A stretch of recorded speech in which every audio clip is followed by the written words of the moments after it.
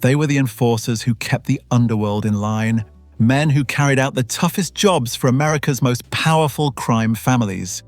In the streets of New York, Chicago, and beyond, their reputations were built on loyalty, precision, and fear.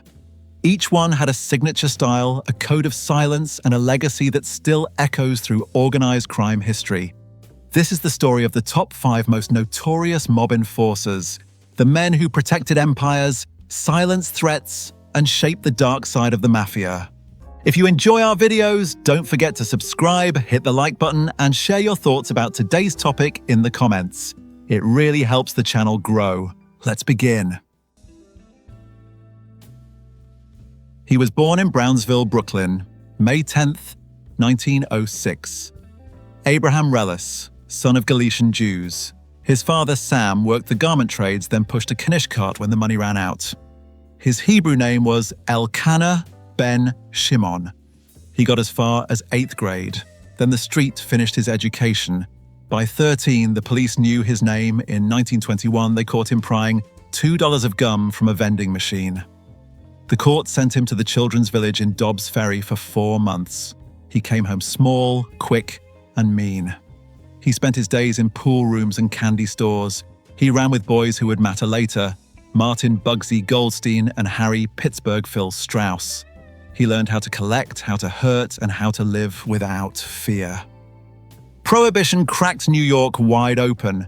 Reles and Goldstein went to work for the Shapiro brothers, Meyer and Irving, who ran parts of Brooklyn. They did errands. They stole. They learned the rackets. The Shapiros never looked after them. The resentment never cooled. He built his own lane with slot machines. He brought in George DeMeo and, through him, made a deal with Meyer Lansky. Lansky wanted Brownsville, East New York, Ocean Hill. Reles wanted backing. They both got what they wanted. With Goldstein and Strauss, he added loan sharking, craps, and labor slugging in the restaurant union. The money climbed. So did the danger. The Shapiros struck first. A tip lured Reles, Goldstein, and DeMeo into an ambush. They were shot up but crawled out alive. Meyer Shapiro then dragged Reles' girlfriend to an open lot, beat her, and raped her. From that moment, the feud was murder. He answered with killers who liked the work, Frank Dasher Abandando and Harry Happy Maione. The tit-for-tat lasted months, then it ended on pavement. Reles pulled Irving Shapiro out of a hallway and into the street and shot him again and again. 2 months later, he found Meyer Shapiro on the sidewalk and put a bullet in his face. William Shapiro came last. They beat him to the edge of death, stuffed him in a sack, drove to Canarsie, and started to bury him. A passerby spooked them off. When the police dug the grave, the autopsy said William had been buried alive. By then, Kid Twist was the name people used, a nod to Max Zweifach before him. The new Kid Twist stood just over 5 feet, with a lispy snarl and a rolling gait that looked like he was trying to shake his shoes off. He didn't need size. He carried an ice pick. He favored the ear, a straight route to the brain. He stabbed, strangled, and shot his way into the syndicate's good graces. He enforced for Murder, Inc., the Brownsville arm of the National Crime Syndicate. The work was steady, the price was low. Lepke Buchalter and Albert Anastasia sent orders down through Louis Capone. Men like Abandando, Maione, Goldstein, Strauss, Mendy Weiss, Abe, Pretty Levine, Charles Workman, and Irving Knadels Nitzberg did the killing. They were paid like laborers. They produced like contractors. Bodies stacked across the city and beyond. Witnesses, stool pigeons, mistakes. Reles' temper was legend. He once beat a car wash man bloody for a smudge on a fender. He shot a parking lot attendant who couldn't fetch his car fast enough. He and Strauss, with help from Bugsy and Dukey, murdered Puggy Feinstein in Reles' own house. Before the victim arrived, he woke his sleeping mother-in-law and asked where they kept the rope and the ice pick. By 1937, he was doing set-piece killings on command. George Rudnick was stabbed 50-plus times and cleaved in a Brooklyn garage because somebody whispered, "Informant." They left a note. "Thanks for the information. Please call on me again. Signed, Thomas Dewey." It was a joke for the front page. Everything broke in 1940. Brooklyn detectives tied Reles to murders he couldn't talk his way around. Sing Sing's chair was waiting. Sitting in the tombs, he wrote his wife, Rose. She went to Assistant District Attorney Burton Turkus and said she wanted to save her husband. She was pregnant. The deal was simple. Reles would talk, the DA would listen. Immunity on what he confessed and no promises on what they could prove without him. He sang like a hymnal. He walked Turkus through the Murder Inc. flowchart. He laid Lepke Buchalter into the murder of Joseph Rosen, the Brooklyn candy store owner. Lepke went to the chair in 1944. He put Louis Capone, Mendy Weiss, Abundando, Mayone, and Harry Strauss into the ground via Sing Sing's death house. He even damned his childhood friend Bugsy Goldstein. He connected dots on Dutch Schultz's killing. He gave O'Dwyer and Turkus a roadmap to 85 gangland murders. He was the canary. The papers made it famous. One name towered over the rest: Albert Anastasia, the waterfront boss, future Gambino chief. Reles was set to put him at the center of the murder of longshoreman Pete Panto. A trial based on his testimony was scheduled for November 12, 1941. The targets were bigger now. So were the risks. They hid Reles in the Half Moon Hotel on Coney Island, room 623. The cops called that corridor the Squealer's Suite. 5 detectives, round the clock, 3 other ex-hitmen in nearby rooms. The surf outside, fear in the walls. Before dawn on November 12, 1941, Reles went out the window. He fell 4 stories and landed on a second-floor roof extension. His spine shattered. He died right there, in the sea air. Inside the room, they found 2 bedsheets knotted together. An insulated 4-foot cord tied to the end and fixed to a valve, or meant to be. Scuff marks on the sill matched the soles of his shoes. The screen on the window below had been lowered a few inches. The knot on the wire gave way. The body fell. The tabloids wrote the line the city remembers: the canary who could sing but couldn't fly. Nothing about it sat easy. Reles hadn't pushed for an escape. He kept close to his guards, even in hotel hallways. Rumors came fast. Frank Costello, it was said, raised $100,000 to buy a fall from that window. In 2005, stories surfaced that Detective Charles Burns, one of the guards, had ties to the disappearance of Judge Joseph Force Crater back in 1930. Back in 41, the department demoted 5 of the officers who were supposed to be watching him. In 1951, a grand jury called the death an accident during a botched escape. Officially, that's where it ended. Unofficially, it never ends. People saw what they wanted to see. A prank gone wrong, a man desperate to see a pregnant wife, a rope to a hidden cache, a job done to keep Albert Anastasia out of a courtroom. Brooklyn DA William O'Dwyer said 3 gunmen from California were in New York, ready to put a rifle through a window if the chance came. The odds were bad for Abe, no matter how you looked at it. He's buried at Old Mount Carmel Cemetery in Glendale, Queens. The plot is quiet. The city around it is not. Reles helped build Murder Inc., then took it apart from the witness chair. He made killers of men who never should have held a gun, then sent those same men to the electric chair with a calm voice and a memory like a ledger. On a cold morning at Coney Island, gravity did what the mob and the law both wanted. And a story that could have finished Albert Anastasia fell 6 floors and died on a tar roof by the ocean. He was born in Brooklyn, September 7th, 1940, the 4th of 5 children in an Italian immigrant family from Formia, a town in the Lazio region of Italy. His father, Anthony DeMeo, drove a laundry truck. His mother, Eleanor, stayed home and raised the children. Roy worked at a neighborhood grocery store through his teens, learning how to cut meat, a skill that would serve him in darker ways later. He graduated from James Madison High School in 1959, the same year as Bernie Sanders. To most of his classmates, he was quiet, polite. To the streets of Flatlands, he was already lending money at interest. By 22, DeMeo had the instincts of a businessman and the temper of a killer. He started with stolen cars and loan sharking, but his ambition didn't fit inside small crimes. In 1966, a Gambino soldier named Anthony Nino Gaggi saw potential in him, a butcher's hands and a banker's mind, and brought him into the fold. That was the beginning of the DeMeo crew. His first recruit was a kid from Canarsie, 16-year-old Harvey Chris Rosenberg. Rosenberg dealt marijuana at a gas station. DeMeo saw hustle in him. He fronted him cash, took a cut, and slowly built a network around the boy. A small army of thieves, hijackers, and killers.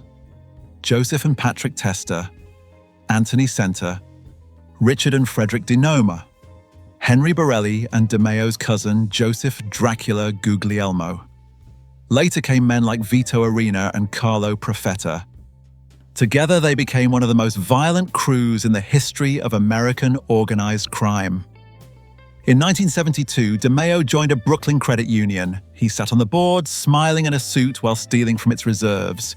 He laundered drug money through the books, financed loan shark operations, and paid off local cops.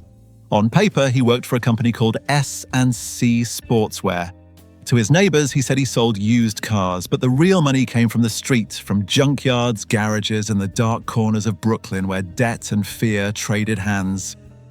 He lived in Massapequa Park, Long Island, a wife, 3 kids, a house with a backyard and a pool. To his neighbors, he was a family man who hosted barbecues. To the men around him, he was a storm. The first murder tied directly to DeMeo happened in 1973. The victim was Paul Rothenberg, a porn distributor who'd been paying DeMeo and Nino Gaggi protection money. When Rothenberg was subpoenaed by law enforcement, Gaggi gave the order. DeMeo followed him to a Long Island parking lot and shot him twice in the head with a silenced .38. It was his first taste of the thing that would define him. 2 years later, in 1975, he killed again, a young auto shop owner named Andre Katz, who had spoken to prosecutors about stolen cars. DeMeo's crew lured him in with a woman, abducted him, stabbed him through the heart, and dismembered him in a supermarket meat room in Rockaway Beach. They compacted his head in a machine used for cardboard boxes. Katz's leg was found days later by a man walking his dog. It was the first public sign of something new, a way of killing that left nothing behind. They called it the Gemini Method. Inside the Gemini Lounge on Flatlands Avenue, DeMeo created his own version of an abattoir. Victims were brought through a side door into a back apartment, a silenced pistol to the head, a towel wrapped tight to stop the blood, a knife to the heart to keep the blood from pumping, the body dragged to the bathroom, drained, then stripped, laid on plastic sheeting. Arms, legs, and head removed, the remains bagged and boxed, the boxes driven to the Fountain Avenue landfill and buried under mountains of New York trash. No body, no crime. By the late 70s, the Gemini Lounge was a neighborhood bar on the outside and a slaughterhouse behind the walls. The smell of bleach was constant. The regulars, some knew, some didn't, drank beers a few feet away from fresh corpses. DeMeo's operations spread beyond murder. He financed pornography, some of it involving minors, and ran a prostitution ring in New Jersey. He dealt cocaine and Colombian marijuana, despite the Gambino family's rule against drugs. He laundered money through fake companies, hijacked trucks from JFK Airport, and shipped stolen luxury cars overseas. Each week, the crew moved 4 to 7 vehicles, Cadillacs, Lincolns, Mercedes, out of the city's ports. As the profits grew, so did the body count. Some said DeMeo personally killed over 200 people. His own men joked that he enjoyed it, that he treated killing like business, efficient and methodical. In 1977, he made a move that would finally earn him his button. The Gambino family wanted control of the construction rackets on Manhattan's West Side. The Irish gangs, the Westies, were in the way. DeMeo set up a meeting with Jimmy Coonan, leader of the Westies, and brokered an alliance. The Irish would handle muscle for the Gambinos in exchange for a cut of union work. It was a deal that brought DeMeo directly into the family's inner circle. Castellano finally made him a member.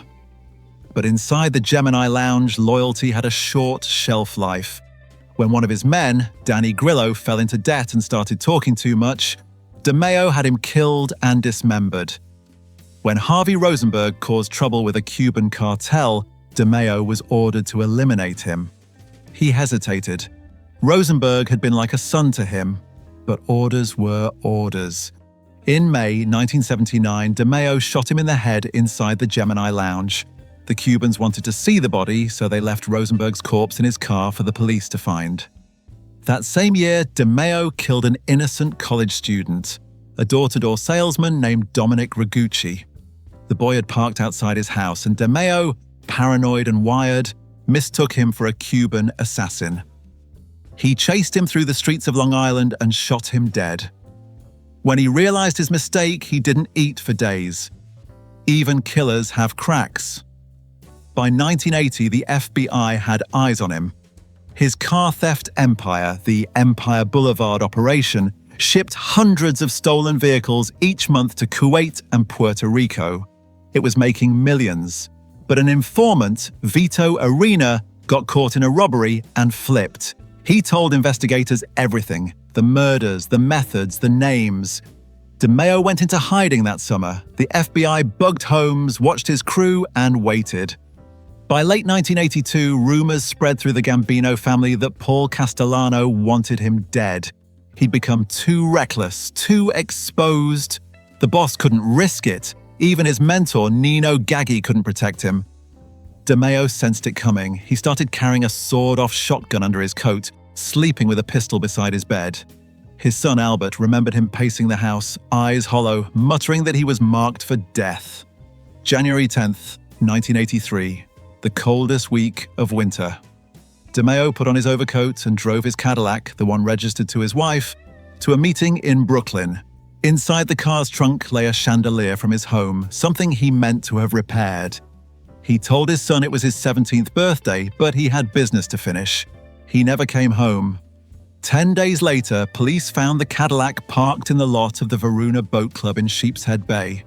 The body inside was frozen solid, 7 bullet wounds to the head. His hand was raised, 1 shot through the palm, a reflex, maybe the last attempt to shield himself. Investigators believed his killers were his own men. The same crew he'd led through hundreds of murders had done one more. For Paul Castellano. Within a few years, the entire DeMeo crew collapsed. Gaggi died in prison. Center and Joseph Tester got life sentences. Others flipped or vanished or ended up in landfills of their own making. The Gemini Lounge became a storefront church. The landfill where they buried the bodies turned into parkland. The city covered the stains, but not the memory. Roy DeMeo was the butcher who became the butchered. A man who turned murder into routine, who thought he could build an empire from blood. In the end, the empire buried him, cold, alone, and forgotten inside the trunk of a car he no longer owned. It started in New Bedford, Massachusetts, a mill town with salt in the air and not much mercy for kids who learned to fight before they could shave. Joseph Charles Barboza Jr. was born there on September 20th, 1932. Portuguese parents, a father who boxed, a mother who sewed to keep the lights on, 2 brothers, Donald and Anthony, a sister, Anne. School never took. He left before the 8th grade. But languages did. He spoke Portuguese, Italian, and Spanish. He married a Jewish woman, built a family of his own, and settled in Chelsea, Massachusetts, the edge of Boston's underworld. He tried the ring first, fought as a light heavyweight. The alias was the Baron. First pro bout on April 18th, 1949 in El Paso. Last on September 23rd, 1961 in Boston. 8 wins, 5 by knockout, 8 losses, 4 by knockout, 5 draws. He could punch, he could take one too, and he kept company with men who lived closer to the street than to the gym. Americo Sacramone, Eddie Connors, Joe DiNucci, Anthony Varanis. Crime pulled harder. At 18 in 1950, Barboza went to the Massachusetts Correctional Institution Concord. 5-year sentence. In the summer of 1953, he led the prison's biggest escape in 75 years. Contraband booze, stolen pills, 4 guards overpowered, 2 cars, 1 wild night through Scollay Square, Lynn, and Revere. It lasted barely a day. He came back in chains. Temper still hot, assaults on guards that fall and winter. Paroled in 1958, he planted himself on Bennington and Brook in East Boston. The corner took his name, Barboza's Corner.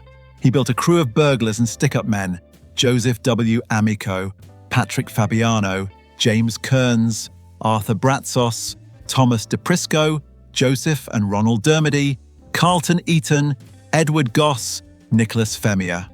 Officially, the Patriarcha crime family supervised him through Stephen the Rifleman Flemmi. Unofficially, he answered to his own appetites. He was never inducted, he wasn't Italian, but he was their muscle. And in the mid-1960s, as Boston's mob war escalated, he became something else. A contract killer with a reputation that cleared rooms. Men whispered his nickname, the Animal. Between 1965 and 1966, enemies fell. Edward McLaughlin, Cornelius Connie Hughes, Stevie Hughes. He aligned with the Winter Hill Gang because Buddy McLean stood with Vincent Jimmy Flemmi, and Barboza trusted the Flemmi brothers, Vincent and Stephen. FBI agent H. Paul Rico learned that trust and used it. Quiet pressure, quiet offers. By early 1966, the walls shook, a shooting outside his Chelsea home. Threats.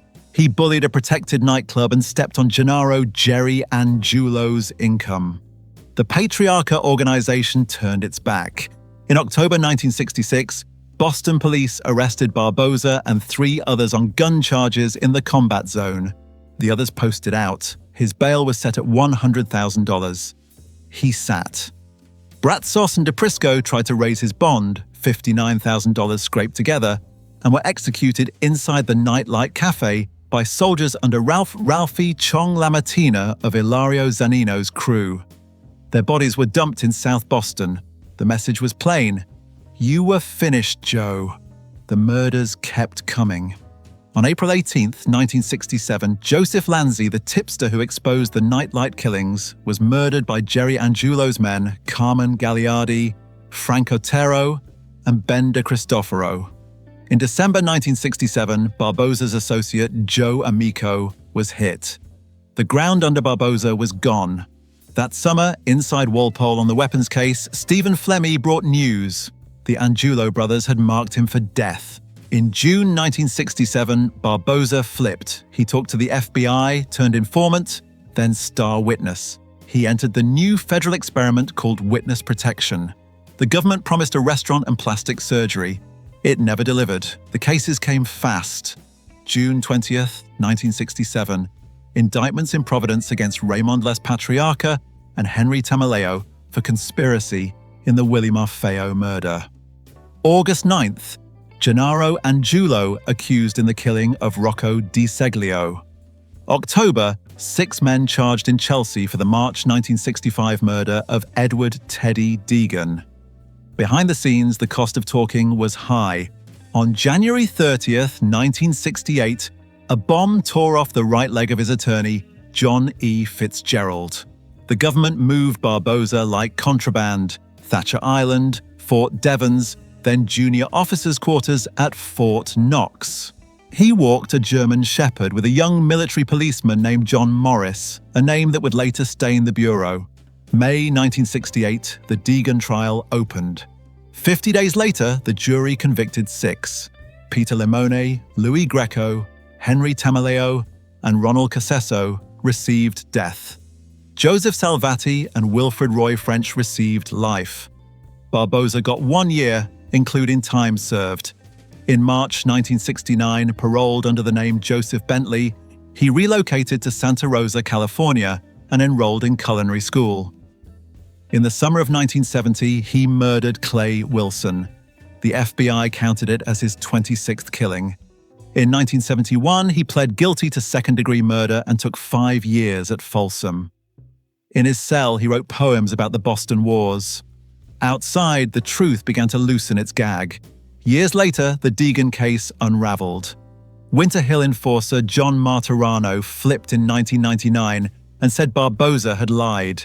Vincent Jimmy Flemmi had confessed to killing Deegan. The men Barboza helped convict, Greco, Tamaleo, Salvati, Limone, became names in a government scandal. 2 died in prison, 2 walked free decades later. In 2007, a federal judge in Boston found that the FBI had helped secure the wrongful convictions and ordered $100 million in damages to the 4 men and their families. By then, Barboza was long gone. On October 30th, 1975, he was released again. New name, Joseph Donati. Taken from South Boston twins Richard and Robert Donati. He rented a $250 a month apartment in San Francisco. He made a friend, small-time hustler, James Chalmers.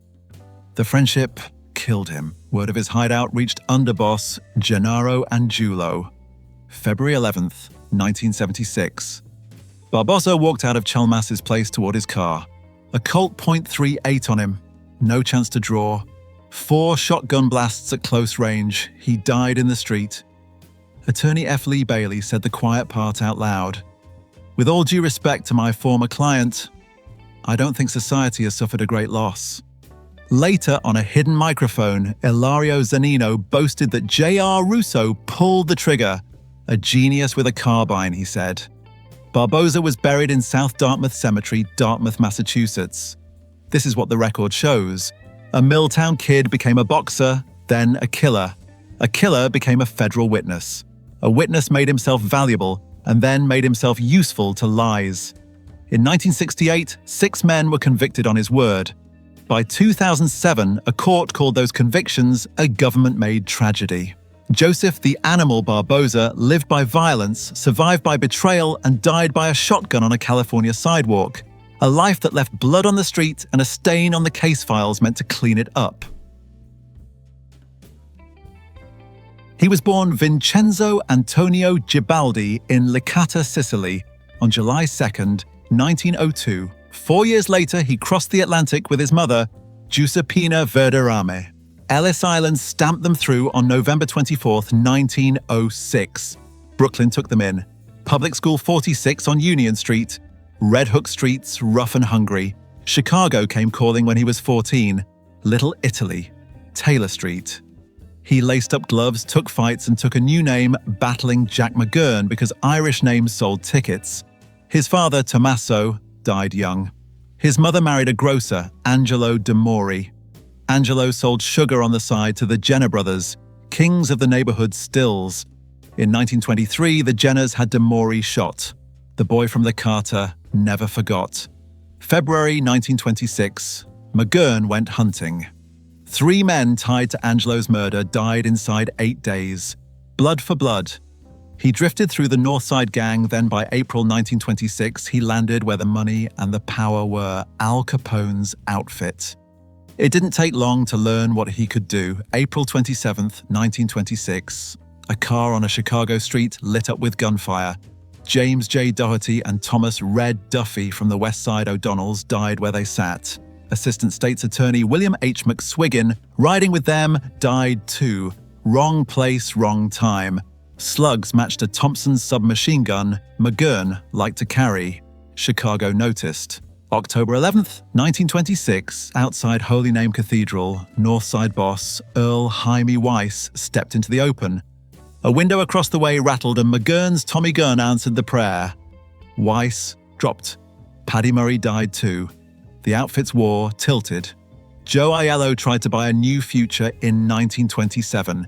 $25,000 bounties on Capone and Unione Siciliana boss Tony Lombardo. Gunmen rolled in from out of town. Between May and September, McGurn met them at train platforms, on sidewalks, in alleys. At least 4 never left the city. He took a piece of a speakeasy, the Green Mill at 4802 North Broadway, smack in Bugs Moran's territory. In November 1927, the club's manager, Danny Cohen, told him singer Joe E. Lewis was jumping to the new Rendezvous Cafe on North Clark and Diversey. McGurn made a house call. He slit Lewis's throat and sliced part of his tongue. Lewis lived. His voice didn't. He turned to comedy. The room kept selling drinks. The Northsiders struck back. March 7th, 1928, Peter and Frank Gusenberg shot McGurn in the lobby of the Hotel McCormick at Ontario and Rush. He survived. April 17th, James Clark and Billy DeVerne ambushed him at Morgan and Harrison. Weeks later, Davern turned up dead. Score settled for a while. People would talk for the next century about February 14th, 1929. The St. Valentine's Day Massacre. 7 men lined against a brick wall in the SMC Carthage garage on North Clark Street. 2 cops with Thompson guns. A fake police car rolling away clean. Prosecutors charged McGurn. He never faced a jury. His blonde alibi, Louise Rolfe, the girlfriend who had become his wife, swore he'd spent the day with her at the Stevens Hotel. No trial, no verdict, only whispers. Did he plan it? Some said yes. Out-of-towners with clean faces and cold hands, Fred Killer Burke, Gus Winkler, Fred Gertz, Ray Crane Neck Nugent, Robert Carey, were named later in bureau memos. Lookouts across the street, Bryant Bolton and Jimmy Swede Moran, or maybe the Keywell brothers, mistook Albert Weinschenk for George Bugs Moran. The guns didn't make the same mistake twice. McGurn kept his mouth shut and stayed in the wind. April 1930, the Chicago Crime Commission printed a list, 28 men poisoning the city. Frank J. Lush put McGurn at number 4. The ink made him famous and useless. The outfit pushed him out. He took his hands and his nerves to golf. Evergreen Golf Course at 91st and Western. A silent partner, a regular on the tees, a hustler in the clubhouse. People said he kept a machine gun in his golf bag. Bing Crosby, the singer with the easy swing, played rounds with him when he came through town. August 25th, 1933, the Western Open at Olympia Fields. He entered as Vincent Gebhardy, a nod to his old name. Shot 83 the first day. The second day, he had a better rhythm going until 2 sergeants, a lieutenant, and 5 highway cops stepped onto the 7th green. A criminal reputation warrant. He asked to finish the round. They let him. He posted an 86 and missed the cut. They took him off the course instead. By 1936, the money was gone. The friends were gone. The fear stayed. February 14th came around again, 7 years to the day after the massacre. He overslept with Louise in their apartment, bathed, grey suit, vest, spats, polished shoes. He drove to the second-floor Avenue Recreation bowling alley at 805 North Milwaukee Avenue. Someone had left a card for him at the desk. A valentine with a taunt. You've lost your job, you've lost your dough, your jewels and cars and handsome houses. But things could still be worse, you know. At least you haven't lost your trousers. He bowled a frame with 2 friends. Around 1 a.m., February 15th, 3 men in overcoats walked up fast. Pistols out, shots to the head and the back. Jack Machine Gun McGurn fell hard and didn't get up. The shooters strolled out. The friends disappeared with the score sheet. The Valentine stayed behind. They buried him at Mount Carmel Cemetery in Hillside, Illinois. Louise wore the blonde alibi label a few more years. His half-brother Anthony DeMeo swore revenge. I know the guys who killed Jack. On March 2nd, 1936, 3 masked men shot DeMeo dead in a Chicago pool hall. The police drew a straight line between both bodies and moved on. Who ordered McGurn's end? Take your pick. Bugs Moran had reasons of his own. Frank Nitty's outfit had a liability they didn't trust, a drinker with a big mouth and too much history. James Gusenberg had a brother, Frank, who died on that garage floor in 1929. Claude Maddox and Jack White have come up in whispers as triggermen for Nitty. No jury ever heard the evidence. No one ever wore the cuffs. His record? 20-plus murders for Capone in the middle years of Prohibition. Jaime Weiss, outside Holy Name on October 11th, 1926. The O'Donnell hit that killed William McSwiggin on April 27th, 1926. The Green Mill address etched into the city's memory. 4802 North Broadway. Joe E. Lewis and the Blade. A fake police car on North Clark. A Valentine on a bowling alley floor. Jack McGurn believed revenge could build a future. For a while, it did. Then the city did what it always does. It paid him in full and left nothing on the table but a poem, a wound, and a name people still say when they talk about how Chicago learned the price of power in the age of booze and gunfire. He was born in San Giuseppe Giotto, a quiet town tucked in the hills outside Palermo. February the 20th, 1957. Giovanni Brusca, the son of a Mafia patriarch and the heir to a blood-soaked tradition. His father, Bernardo Brusca, ruled that corner of Sicily under the shadow of the Corleonesi clan, men like Toto Riina, Bernardo Provenzano, and Leoluca Bagarella. When his father went to prison in 1985, Giovanni took control of the family. He was 28, violent, and feared. Inside the organization, they called him Uveru, the pig. Others said U Scana Cristiani, the people slayer. He looked the part, heavy, unshaven, and careless, with the eyes of someone who had seen too much and enjoyed too little. Even other mobsters stayed cautious around him. Tommaso Buscetta, one of the first major informants, once said Brusca was a wild stallion but a great leader. By the early 1990s, the Mafia was under siege. Judge Giovanni Falcone had become the state's most powerful weapon, leading investigations that tore through Cosa Nostra's ranks. For Toto Riina, Falcone was an enemy who needed to disappear. He chose Brusca to make it happen. In the spring of 1992, Brusca and his men dug a tunnel under the A29 motorway near the town of Capaci. They filled it with half a ton of explosives. On the evening of May 23rd, Brusca waited on a hill overlooking the road. Falcone's plane had landed and his motorcade was heading toward Palermo. A car trailing behind Falcone's sent a signal. Brusca raised a small remote, a rewired gate opener, and pressed the button. The earth split open. The blast tore a crater into the highway, a quarter-mile long. Giovanni Falcone, his wife Francesca Morvillo, and 3 bodyguards were killed instantly. The explosion shattered glass miles away. Italy stood still. It wasn't a killing, it was a declaration of war. In the months that followed, the violence spread. Riina's faction turned to bombs again, this time in Florence, Milan, and Rome. They targeted art galleries, churches, and tourists. 10 people died, 70 were wounded. The message was clear. If the state struck the Mafia would strike Italy itself.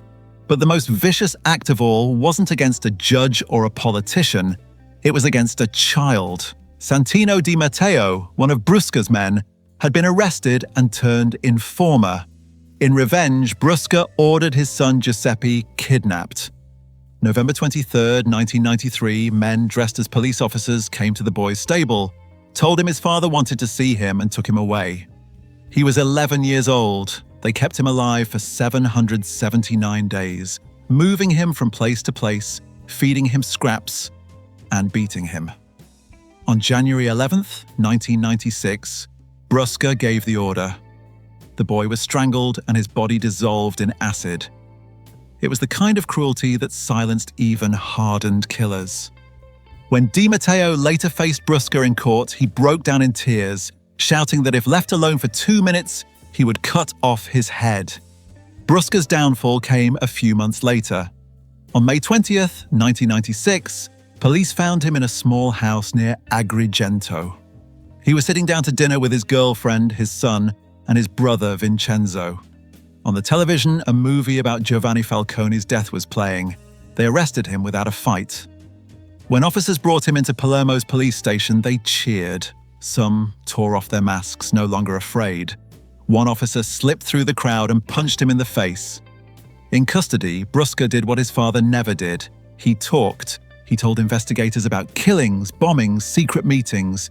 He confessed to detonating the bomb at Capaci. He named men who'd built it, who'd driven the cars, who'd ordered the hits. At first, prosecutors thought he was lying to save himself, but piece by piece, the stories matched the evidence. He claimed that Toto Riina's capture in 1993 wasn't luck, that Bernardo Provenzano had sold him out in exchange for Riina's hidden archive of blackmail material. He even suggested that Riina had tried to negotiate with government officials after Falcone's death, a claim politicians denied, but one that echoed through courtrooms for years. In 1999, Brusca was sentenced to 30 years for the murder of young Giuseppe Di Matteo. He received another sentence for the Capaci bombing, 26 years instead of life, reduced for his cooperation. Later, another life sentence came for other killings, but the math of justice was cruel. He would still walk free one day. He spent decades in Rebibbia prison in Rome. Over time, he asked for leniency, visits, furloughs, and finally, house arrest. Each request reopened old wounds for the families of his victims. Still, the law treated him as a collaborator, and his time was counted accordingly. On May 31, 2021, Giovanni Brusca was released from prison. 45 days before the end of his term, he walked out a free man under parole. Politicians called it shameful. The families of Falcone and DeMeo called it a betrayal. But the law had spoken. 4 years later, on June 4, 2025, Brusca's parole ended. He was done. A man who once claimed to have killed between 100 and 200 people was free to walk the streets again. The land that once belonged to his family no longer does. The state seized it and gave it to a cooperative named after Placido Risotto, a union leader killed by the Mafia in 1948. On that same soil, wheat grows, wine is made, and tourists come to stay at what used to be the Brusca farmhouse. Giovanni Brusca will forever be remembered as the pig, the butcher of San Giuseppe Gaeto, a man who murdered for power and later traded truth for mercy. His crimes left scars across Sicily, but his name became something else, a reminder of how far evil can go when fear controls a country, and how justice, no matter how delayed, always leaves a mark.